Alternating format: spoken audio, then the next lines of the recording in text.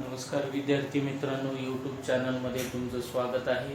इयत्ता 11वीच्या पाठामध्ये आपल्याला पाहायचं आहे इलेक्ट्रिक करंट थ्रू कंडक्टर। 11वीचं चॅप्टर आहे 11th सायन्स मध्ये part number 3 11th chapter electric current through conductor आपल्याला पाहायचं। पार्ट नंबर 3 मध्ये आपल्याला पाहायचं limitations of the Ohm's law. Ohm's law ची काय लिमिटेशन्स आहेत, त्याच्या मर्यादा काय आहेत, तर ओहम्स लॉ ज्यावेळेस आपण पाहिलं Ohm's law V is directly proportional to I is proportional to V। याच्यामध्ये V आणि I हे एकमेकाच्या प्रमाणामध्ये बदलले जातात, तर याचा VI ratio V divided by I हा रेशो पोटेन्शियल डिफरन्स आणि करंट याचा जो काय रेशो आहे हा रेशो कॉन्स्टंट टर्म देतो। हा कॉन्स्टंट टर्म म्हणजे रेजिस्टन्स आहे, म्हणजे V by I is equal to R हा कॉन्स्टंट टर्म देतो, म्हणजेच हा रेजिस्टन्स त्या ठिकाणी कॉन्स्टंट येतो। केव्हा येईल, ज्या वेळेस आपण प्लॉट केला ग्राफ x वर I घेतलं, करंट घेतला आणि y ऍक्सिस वर पोटेन्शियल जर का घेतला, पोटेन्शियल आणि करंट याचा जर आपण ग्राफ प्लॉट केला, हा ग्राफ प्लॉट केल्यावर आपल्याला त्या ठिकाणी काय लक्षात येईल, तर या ठिकाणी पोटेन्शियल आणि व्होल्टेज असे वेगवेगळे पॉइंट आपण त्या ठिकाणी दिलेले असतात। त्या ठिकाणी आपल्याला काय मिळेल, ते सगळे पॉइंट एका रेषेमध्ये जर काही येत असतील तर अशा सर्किटला आपण त्या ठिकाणी काय होतो, ओहम्स लॉ हा त्या ठिकाणी उभे होतो। जर या ठिकाणी अशी कर्व लाईन आलेली असेल तर त्या ठिकाणी ओहम्स लॉ हा उभे होत नाही। मग अशा सर्किटला आपण लिनियर डिव्हाइस सर्किट किंवा नॉन लिनियर सर्किट असं म्हटलेलं आहे।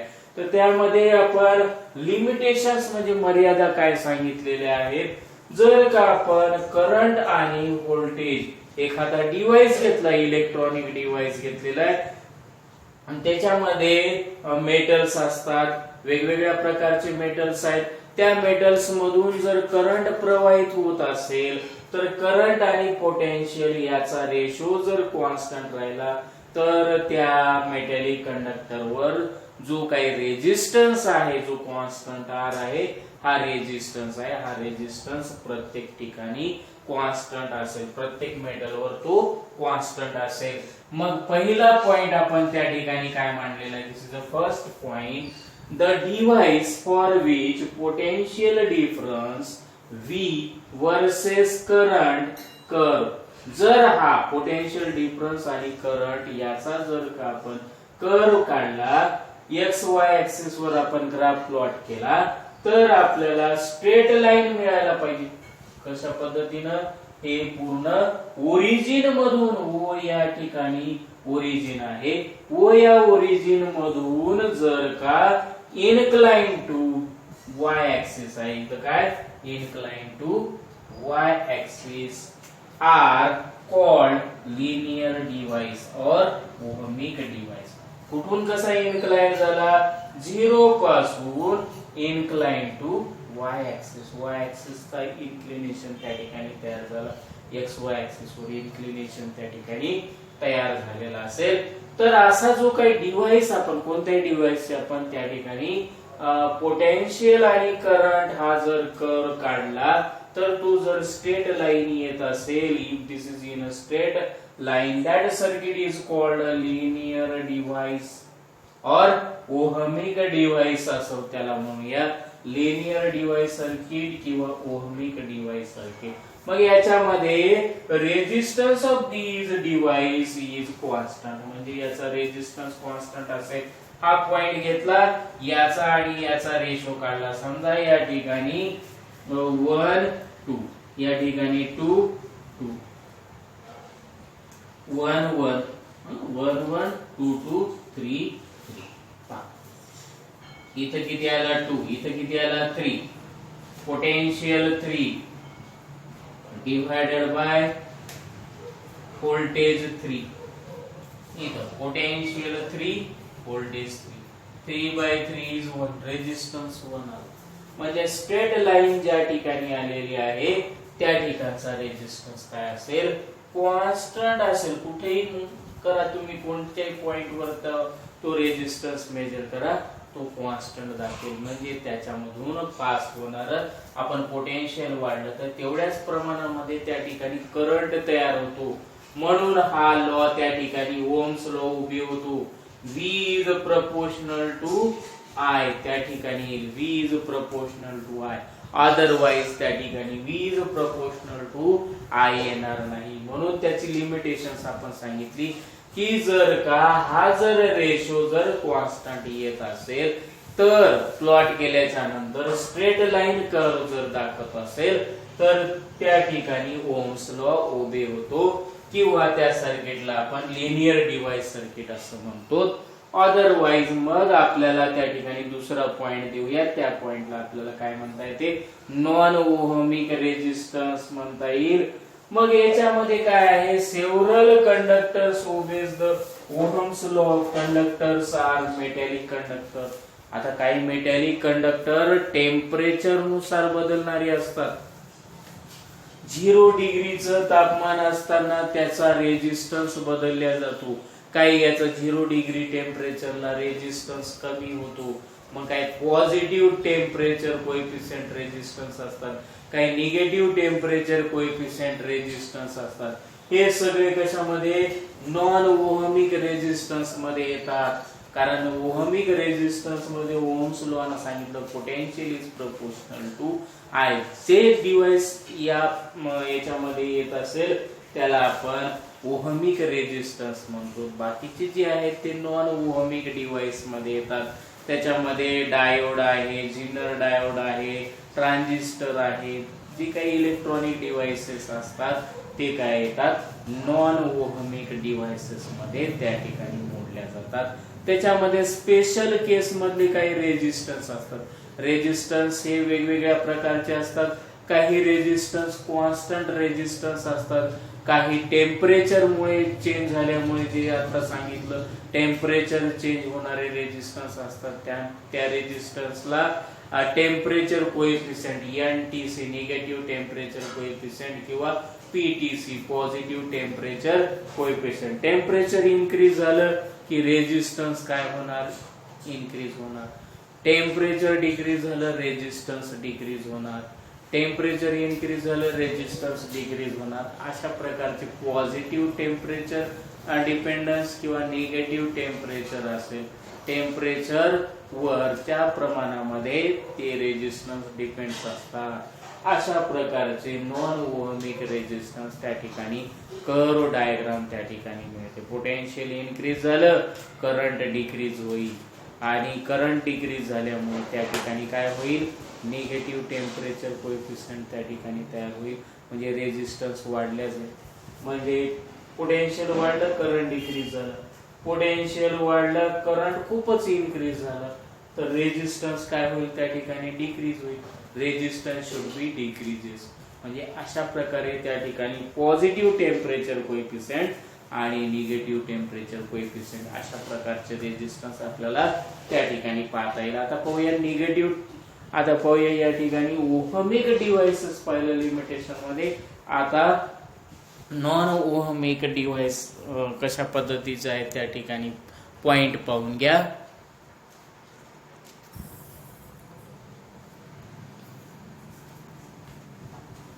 आता लिमिटेशन्स ऑफ सेकंड पॉइंट आपल्याला काय सांगता येते की ज्या डिव्हाइस मध्ये आपण हा ग्राफ जर का प्लॉट केला, करंट आणि पोटेन्शियल याचा ग्राफ जर प्लॉट केला तर हा ग्राफ कर्व टाइप येत असेल,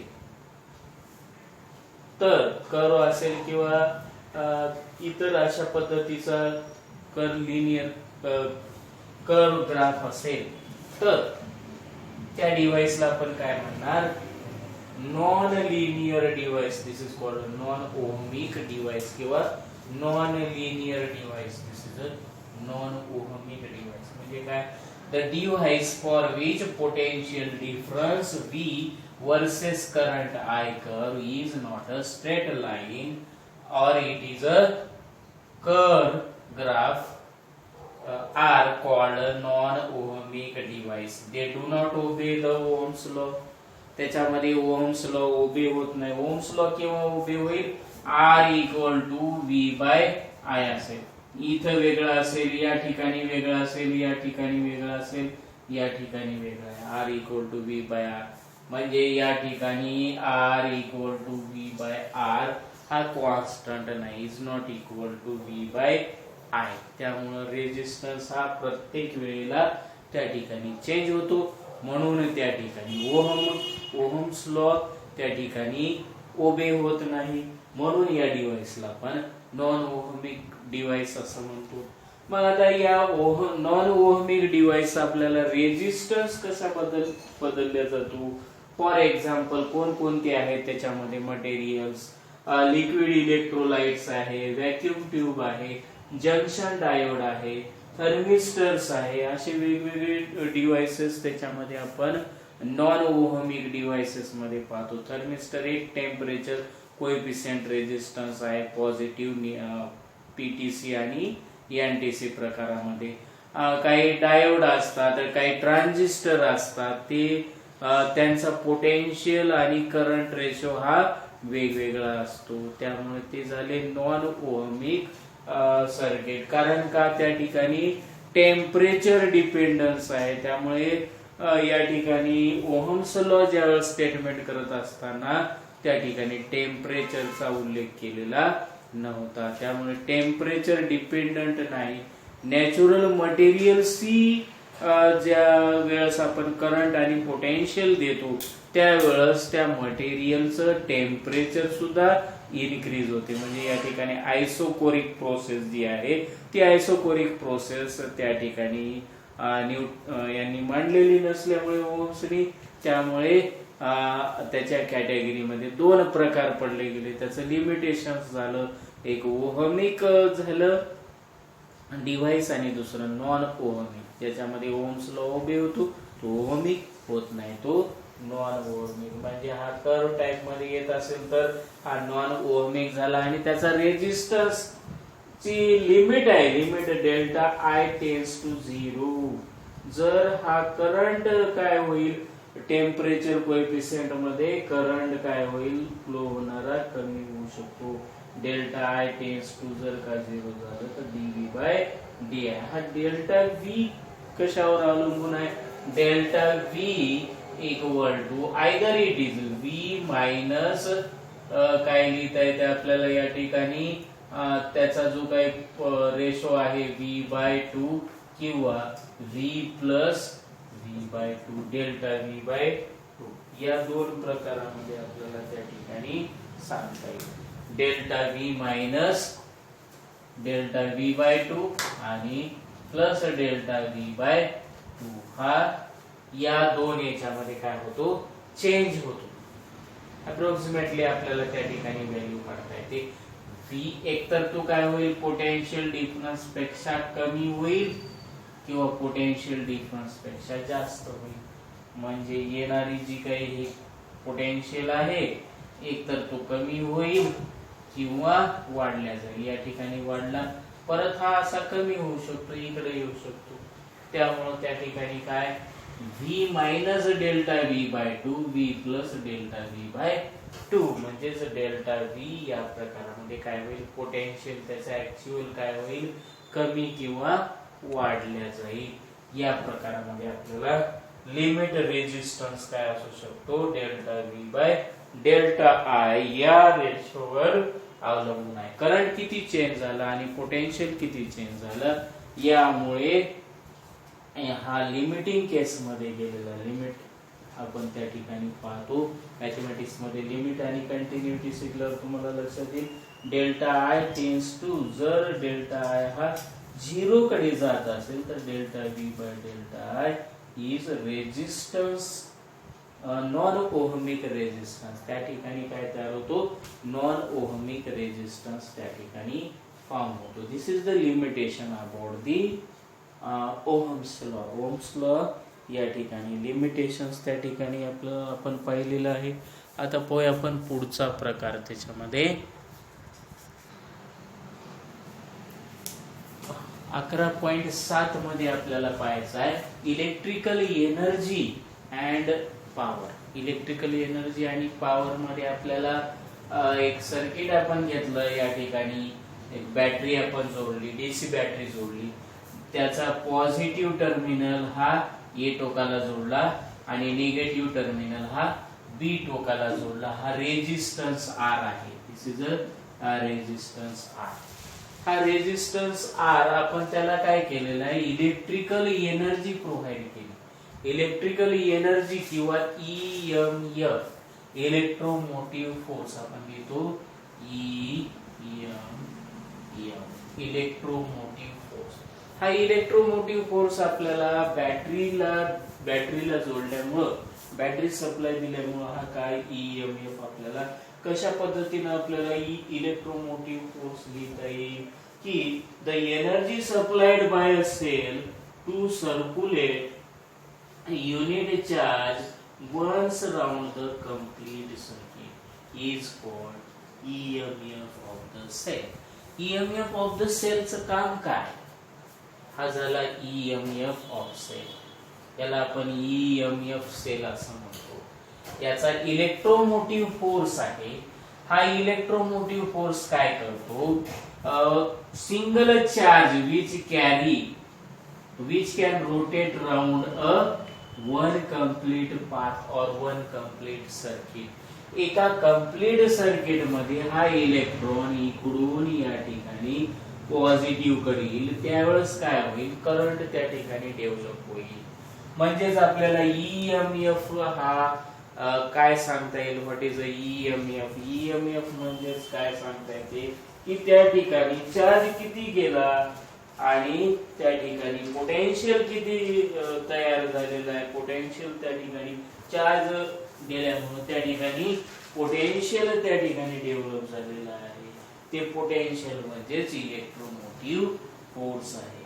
त्या ठिकाणी चार्ज किती मूव्ह झाला आणि ते चार्जनं किती वर्क केलेलं आहे.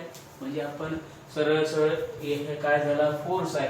या फोर्समुळे काय व्हायला लागला, हा जो चार्ज आहे या इकडून या ठिकाणी एक कंप्लीट रोटेशन त्या ठिकाणी होत आहे. त्यामुळे आपल्याला या ठिकाणी काय सांगता येईल, electromotive force equal to work done, कार्य किती केलं, work done divided by charge. या ठिकाणी लिहिता येईल टोटल चार्ज किंवा चार्ज, टोटल चार्ज किंवा चार्ज. टोटल चार्ज मूव किती मूव झाला, चार्ज टोटल चार्ज मूव किंवा चार्ज किती मूव झाला. तर या ठिकाणी इलेक्ट्रोमोटिव्ह फोर्स बरोबर लिहिता येईल, वर्क डन आपण W न लिहितो, टोटल चार्ज आपण कॅपिटल Q न लिहितो, इलेक्ट्रोमोटिव्ह फोर्स आपण E न लिहितो, E equal to W divided by E equal to W divided by Q. म्हणजे ती एनर्जी त्या याच्यामधून काय होते, पास होते. त्यालाच आपण इलेक्ट्रोमोटिव्ह फोर्स असं म्हणतात. आता हा इलेक्ट्रोमोटिव्ह फोर्स आपल्याला पोटेन्शियल डिफरन्स किती झालेला आहे या ठिकाणी त्याच्यावर अवलंबून आहे. पोटेन्शियल डिफरन्स किती आहे, तर या ठिकाणी इथलचा आपल्याला पोटेन्शियल डिफरन्स काढायचा. या दोन टर्मिनल मध्ये पोटेन्शियल डिफरन्स काढायचंय. पोटेन्शियल डिफरन्स म्हणजेच काय, पोटेन्शियल डिफरन्स म्हणजेच काय लिहिता येते, which is equivalent to work done by charge, work done by charge divided by total charge. Total charge किती मूव्ह झाला, म्हणजे जो वर्क डन आपल्याला W लिहिता येईल आणि टोटल चार्ज कॅपिटल Q लिहिता येईल. म्हणजे पोटेन्शियल डिफरन्स V सुद्धा आपल्याला काय म्हणता येते, W डिवायडेड बाय Q. मग ही काय झाली, आपण प्रोव्हाइड केलेली पोटेन्शियल एनर्जी झाली. ही पोटेन्शियल एनर्जी घेतल्यामुळे त्या इलेक्ट्रॉनची कायनेटिक एनर्जी वाढल्या जाते आणि त्यामुळे ते इलेक्ट्रॉन मोशन मध्ये येतात आणि करंट त्या ठिकाणाहून पास होतो किंवा त्या परिपथामधून करंट काय होतो, फ्लो होतो आणि याच फ्लो करंटला आपण इलेक्ट्रोमोटिव्ह फोर्स जोडला. हा सेल म्हणजे काय करतो, याला इलेक्ट्रोमोटिव्ह फोर्स देतो. हा इलेक्ट्रोमोटिव्ह फोर्स आपल्याला लिहिता येईल work done divided bye Q. म्हणजे त्याच्यामध्ये वर्क डन होईल. चार्जचं वर्क डन किती झालेलं आहे त्या वर्क डन वर अवलंबून आहे. वर्क डन आता चार्जचं कसं काढता येईल बरं. Work done of a charge या ठिकाणी कशा पद्धतीने लिहिता येईल, याच इक्वेशनला आपल्याला रिअरेंज करता येईल. वर्क डन चार्जचं कसं झालं, याच इक्वेशनला आपण लिहिलं. वर्क डन किती झालं, work done equal to potential into total charge. या दोन इथला दिलेला आपण पोटेन्शियल डिफरन्स किती आहे आणि याच्यामधून किती चार्ज मोटिवेट होतात, मूव्ह होतात, क्यू एवढे चार्ज मूव्ह होत असतील तर त्या परिपथाचं वर्क किती झालं, W equal to V into Q.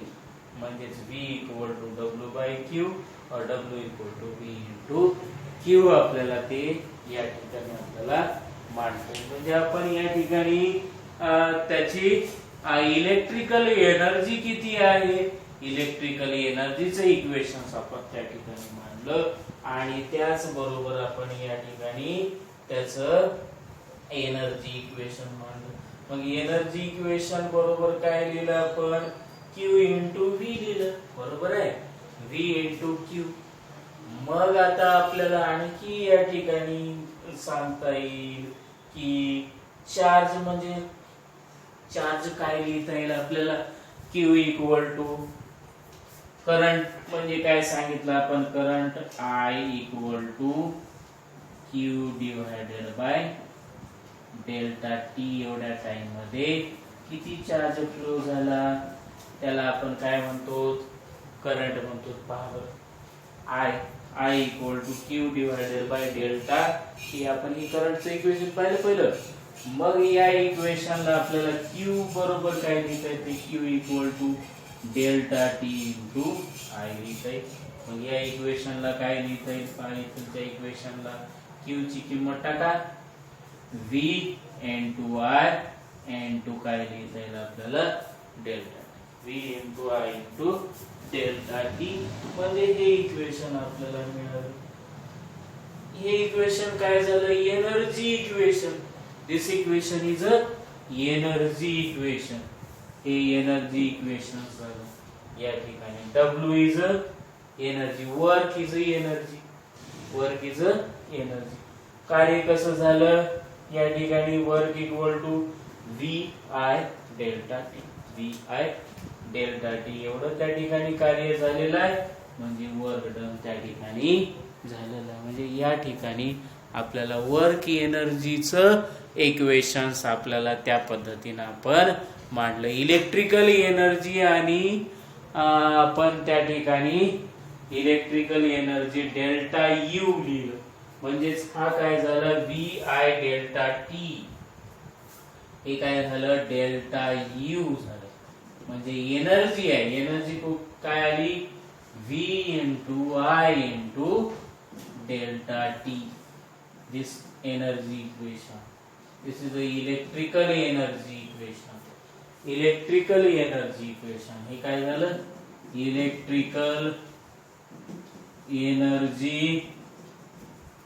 Equation. Electrical energy equation delta U. हा डेल्टा यू आपण या पद्धतीनं काढला. म्हणजे या ठिकाणी परत पहा कशा पद्धतीने आपण डेल्टा एनर्जीचं इक्वेशन्स त्या ठिकाणी काढलेलं आहे. काय काढलं आपण या ठिकाणी, इलेक्ट्रिकल एनर्जीचं इक्वेशन्स आपण त्या ठिकाणी मांडलेलं आहे. कसं इक्वेशन मांडलं, या ठिकाणी आपण कन्सिडर केला हा रेजिस्टन्स आहे, याच्यामधून आपण करंट पास केला. V एवढं या ठिकाणी पोटेन्शियल असेल तर V पोटेन्शियल असेल तर या ठिकाणी V equal to potential. Potential कसं काढता येईल, V equal to work done किती झालं आणि त्या ठिकाणी चार्ज किती. W म्हणजे काय, W म्हणजे वर्क डन आणि क्यू म्हणजेच या ठिकाणी total moving charge. Moving charge झाला, टोटल मूव्हिंग चार्ज झाला. मग आता याच्यावरून वर्क म्हणजे एनर्जी. वर्क ही काय झाली? Energy.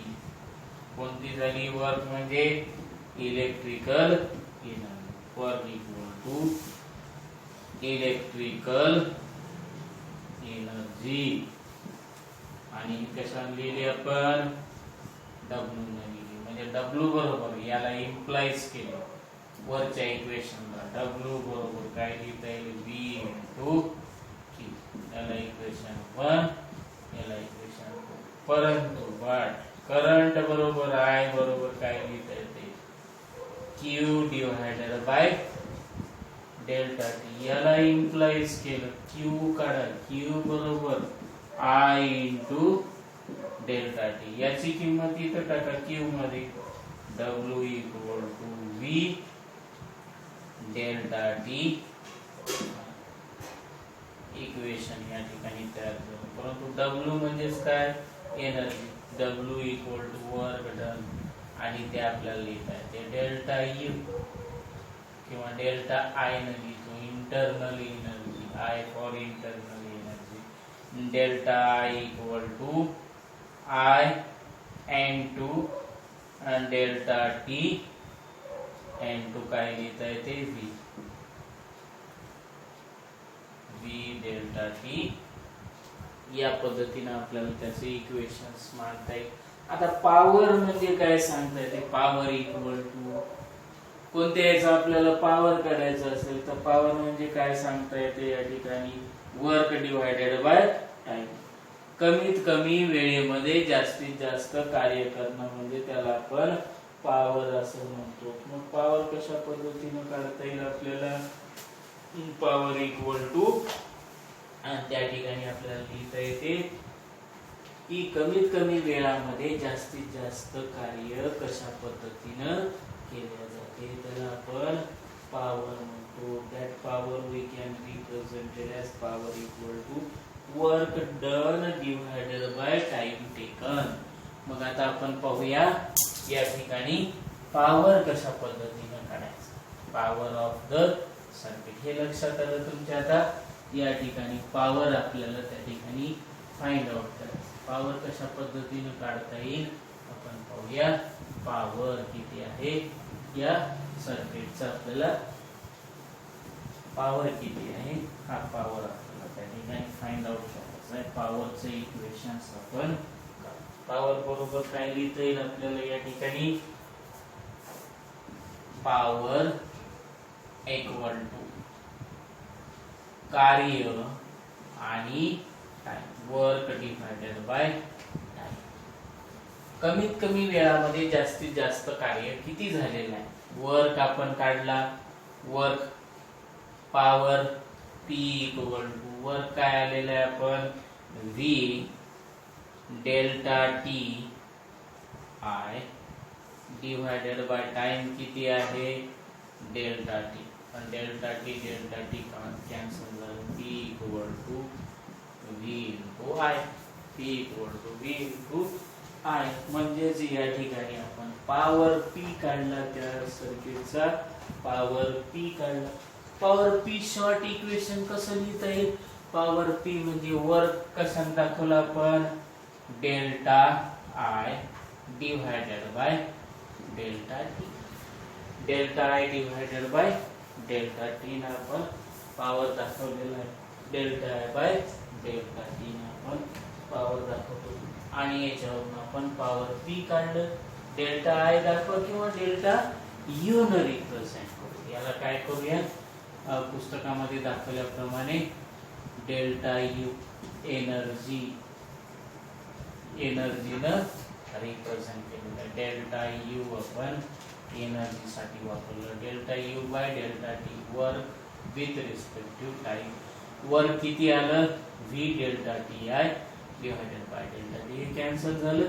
पॉवरचं P equal to V by I या ठिकाणी पॉवर पॉवर कशावर डिपेंड्स आहे? पोटेन्शियल आणि करंट. पोटेन्शियल आणि करंट जर दोन्ही वाढलेले असेल तर पॉवर काय होईल? इन्क्रीज होईल. पॉवर कशामध्ये मेजर करतात? व्होल्ट आणि एम्पियर. व्होल्ट आणि एम्पियर म्हणजेच काय म्हणतो आपण त्याला? वॅट. पॉवर कशामध्ये मेजर करतात? वॅट मध्ये. That is the unit of power. Unit of power is measured in watt. Watt मध्ये तो पॉवर आपण त्या ठिकाणी मेजरमेंट करतो. ओहम्स लॉ नुसार काय लिहिता येईल आपल्याला? ओहम्स लॉ काय सांगतो? Ohm's law equal to V equal to IR आहे. Ohm's law. V ची किंमत याच्यामध्ये टाका. V ची किंमत याच्यामध्ये टाकल्यावर काय होईल? I into I square R. म्हणजे पॉवर आपल्याला वेगळ्या फॉर्म मध्ये त्याचं इक्वेशन मांडता आलं. हे इक्वेशन 1, हे इक्वेशन 2, हे इक्वेशन 3. म्हणजे power P equal to I square R आपल्याला त्या ठिकाणी मांडता आलं. पॉवरचं इक्वेशन काय आलं? P equal to I square R.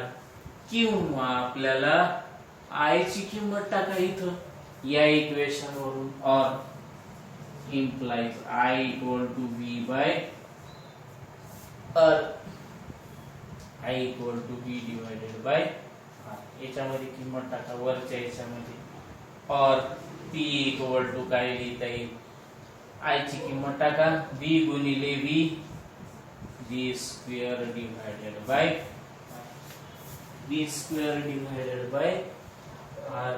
ही व्हॅल्यू येईल. म्हणजे power equal to I square R किंवा V स्क्वेअर R. याला equation number 4. This is your equation number 4. हे झालं इक्वेशन नंबर 4. याच्यावरून तुम्हाला काय काढलं आपण?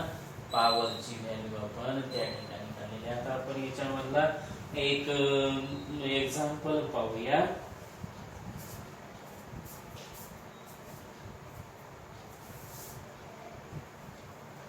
पुढच्या याच्यामध्ये आपण त्याचं एक एक्झाम्पल पाहूया.